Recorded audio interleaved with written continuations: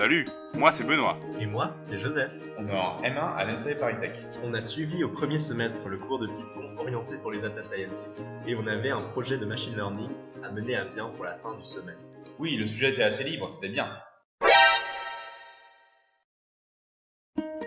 C'est alors qu'on a entendu parler d'un challenge Open Data organisé par Epidemia, né de l'association entre Roche et La Paillasse. Le but de ce challenge est de faire avancer la recherche contre le cancer grâce à la mise à disposition des participants de tonnes de données reliées plus ou moins au cancer.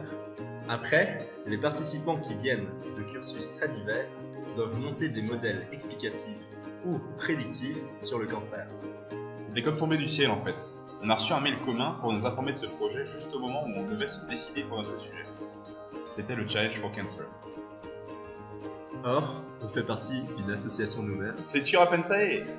Et le but de cet assaut, c'est d'aller voir à l'hôpital des jeunes atteints de cancer pour les aider à monter des projets personnels. En plus, on est tous les deux assez passionnés par la data science appliquée à des problèmes sociaux et humains. C'est pour ça que ce projet d'Open Data nous a semblé parfait pour nous et qu'on a voulu s'attaquer à une problématique à laquelle nous sommes déjà sensibilisés, le cancer. Nous sommes venus à la Paillasse pour l'ouverture du challenge qui durerait 6 mois. Cela permettrait de mieux comprendre l'idée du challenge et de rencontrer les autres candidats. Et puis il y avait un super buffet. Oui, bon. En fait, on vous a invité à participer à la conférence de presse pour donner un témoignage en tant que participant étudiant. Il y avait même Cédric Villani juste à côté de nous qui fait partie du comité d'éthique du challenge. Avec le début du challenge, nous avons pu commencer un peu en retard la recherche de données. Sur le portail réservé au challenge, il y en avait pas mal. Beaucoup trop, oui. 20 824 bases de données. C'est là qu'on s'est dit que notre projet allait nous prendre pas mal de temps, mais on y était préparé et on était super motivés. Oui, le nombre de bases de données pertinentes est beaucoup plus petit en réalité. Mention spéciale pour la base de données donnant la programmation du festival de musique des transmusicales. Du coup, il a fallu qu'on s'arme de patience et qu'on soit super méticuleux pour chercher ce qui pouvait s'avérer intéressant. Nous sommes partis des données que nous avions sur la mortalité due au cancer en France. Le découpage se faisait par sexe et département sur 20 ans, par regroupement quinquennal. Et là, c'est la déception, parce que les données nous semblaient beaucoup trop agrégées. Mais cela nous a guidés pour chercher les données auxquelles nous relierions la mortalité. Du coup, on cherchait essentiellement des données par département. Après avoir rassemblé les données, nous avons commencé le nettoyage des bases. Par exemple, pour certaines variables, on n'avait que des données régionales. On a alors considéré que pour une région donnée, les départements qui la constituent avaient les mêmes valeurs. Autre problème, nous avions affaire à des données de panel particulières. Le cancer étant un phénomène qui se développe pendant de nombreuses années avant d'éclater au grand jour, on voulait que nos variables explicatives portent sur des années antérieures, à la limite les mêmes années, à nos variables expliquées.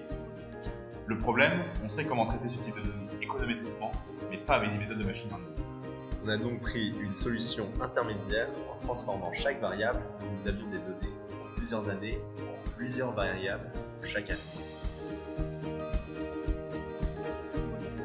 Nous avons également eu à traiter les données manquantes, assez nombreuses et problématiques pour nos modèles. Pour cela, plusieurs possibilités se sont offertes à nous. On a préféré appliquer la Multivariate Imputation by Chained Equations. Il existe un package R qui s'appelle MICE qui le permet.